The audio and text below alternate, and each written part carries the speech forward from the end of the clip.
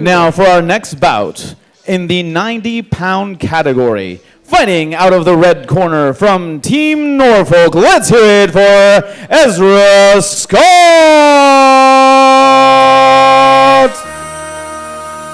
Ezra Scott.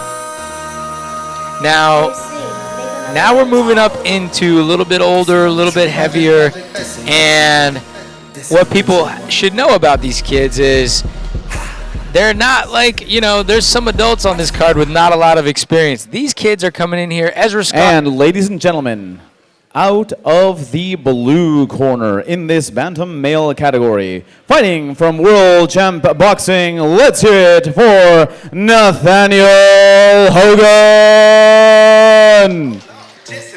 What I was saying was both of these boys have a lot of experience. Ezra Scott is coming in here with 24 bouts under his belt, 24 fights, and Nathaniel Hogan with 27.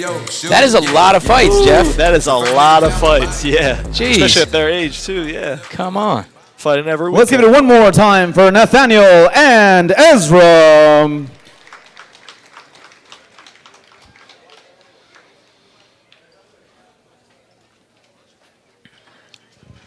All right, Ezra's coming to us from Norfolk. And that's the red corner, and then Nathaniel from the blue corner. World Champ Boxing in VA. Yes, sir. Yeah, they both coming up. They made the drive this morning, and both boxers coming out of great gyms. Ezra Scott coming from Team Norfolk under Coach Tyler Trask, and Nathaniel Hogan with USA Boxing Vice President Mr. Eddie Cook with World Champ Boxing. So once again, two experienced boxers with combined more than 50 fights. Yep. And a southpaw fighter, our first southpaw fighter tonight. There we go. Yep. Nathaniel Hogan, southpaw. Now, you southpaw or regular fighter? Yeah, I'm regular. I'm orthodox. Okay. And for the uninitiated, yeah, southpaw are the left-handed dominant fighters. Yep. So they stand with their right hand forward instead of their left hand. And some people may think that doesn't make a big difference. It definitely does. It definitely does. Though that's what I was gonna actually get to next is, since you are an orthodox fighter, what are the differences with the southpaw? What adjustments are you making when you go against a southpaw? Obviously, watching the left hand, but besides that, strategy-wise, what are you looking at? Yeah, so in general, it's a game of angles. And as soon as they turn southpaw, it changes all the angles. They got different paths for their cross to hit you. They got different paths for their jab to hit you. And another thing, too, southpaws, they're used to sparring orthodox fighters. They're used to the right-handers. Yeah. So they got a lot of tricks and traps where they know the feel, the distance. They know where to throw the counters, how to set you up. That orthodox fighters, they don't see all the time. So to handle them, it's really using timing, and it's really using footwork. Because the angle changes that they have their left hand as dominant, you gotta set up a new stage to move them. You want to step outside their lead foot. You want to take certain angles where you can land certain punches at shorter distances. Right. Yeah. No. And like you say, southpaws don't go against. They go against orthodox fighters a lot, but orthodox fighters getting a southpaw, it's you get them in the gym, but more than that, you're going with a guy kind of like you, right? Left hand lead, and so like you say, they do get a little bit more practice with the orthodox fighters, so maybe a little advantage, but and I have some guys that they're right hand dominant, but they like to fight with their left hand, their right hand up front and their left hand in the back, like a southpaw. Have you ever seen that? No, I've seen the other way around. Okay. Not two southpaw. That's awesome. Nah, I haven't seen that before.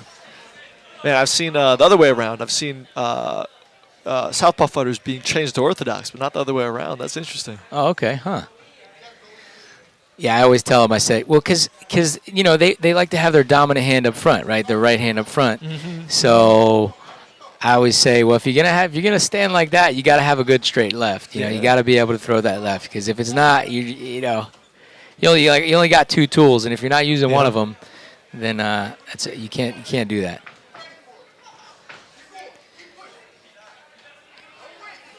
Seems like Ezra's trying to play the outside. Yep. Yep. And you see kind of with these guys who have a little bit more experience there, I don't know what it is. Maybe a little more cautious. I don't want to say cautious, but they kind of know. They've been in there, so they don't want to rush in. Yeah, right.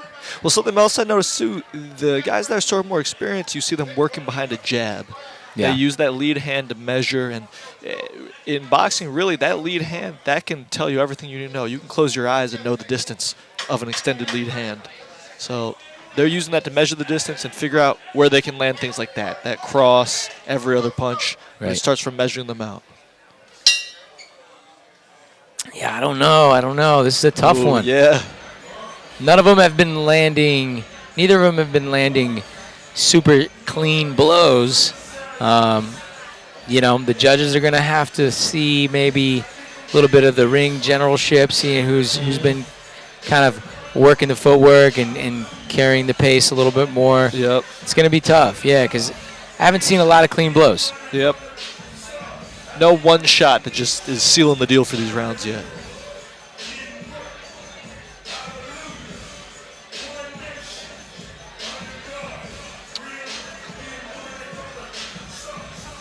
Got to give a shout out to one of our new sponsors here, Mighty Meals, providing all the athletes and coaches with Mighty Meals. You know a little bit about Mighty Meals, don't you? Don't you, Jeff? Yeah, they've been supporting me for a while, but I can vouch. They help out. They're delicious. Yeah, man. If you guys are looking for some good meals, looking for a way to cut a little weight, not worry about your meals, Mighty Meals is the way to go.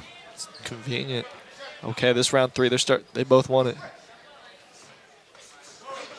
Somebody's got to come out here and make a statement, I feel like, this round, Yeah. They've been doing a little too much feeling out, almost like they think it's a 10-round fight, and it's not. This is a 3-round fight, and you got to come out and win every round. Mm-hmm.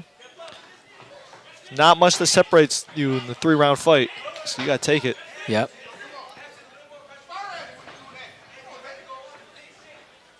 Still very slick. Every time, both of them are quick, but they're both just as slick, so the defense is nice. Yeah. Yeah, they have close to almost the same amount of bouts.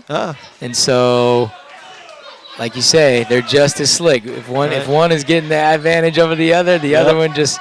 I mean, it's times like these where this might seal the deal. Whoever works when they're clinched like that, whoever's meaner, whoever's landing more shots, that can affect the fight. Right. Especially in a close fight like that. Good overhand right.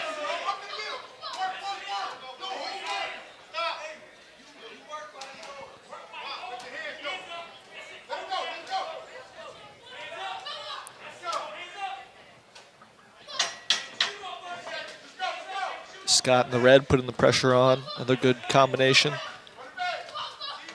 Good trade there. Very nice 3rd round. All right. Deal. That was good. Who you give it to? It's hard to pick, man. Yeah, it's hard. This one's hard. Ladies and gentlemen, we had a spectacular fight, a lot of action, a lot of movement, and some spectacular defensive moves. These two are headed for greatness in the future to come.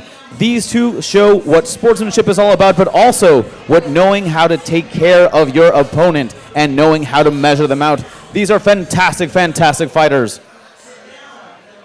In a moment, our judges will hand me the card, and we will find out who is going to take it for this fantastic last of our bantam male division and the 90-pound rank. Who is going to take it? It's going to be the red or the blue.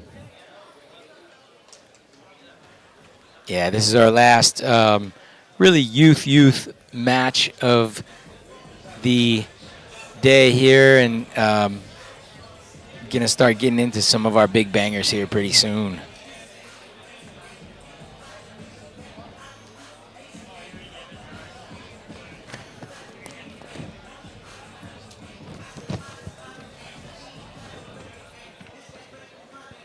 Ladies and gentlemen, this was a challenge for our judges by split decision. This is going to go to our contestant out of the red corner. Let's hear it for Nathaniel Hogan. All right. Here we go. Nathaniel Hogan. And Nathaniel Hogan in that blue corner. Out of the blue corner. Split decision. I mean, we were right. It was very close. The judges were close. We were close. Yeah, it was a hard fight to judge, in my Yeah. opinion. Ladies and gentlemen, I would like to make a correction. This is a personal flaw of mine, and my handwriting was not up to par.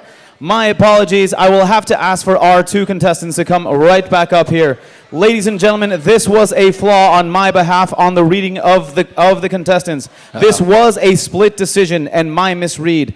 This actual bout goes to the contestant from our red corner. This bout is going to go to none other than Ezra Scott. Ladies and gentlemen, a big round of applause for both of our contestants this afternoon. All right, all right. fight. Well, it was a Close close fight, fight. I thought yeah. either way it could have gone either way. Definitely. Absolutely right. My apologies on the reading of that one. That one is absolutely on me. Our judges did hand me the correct results.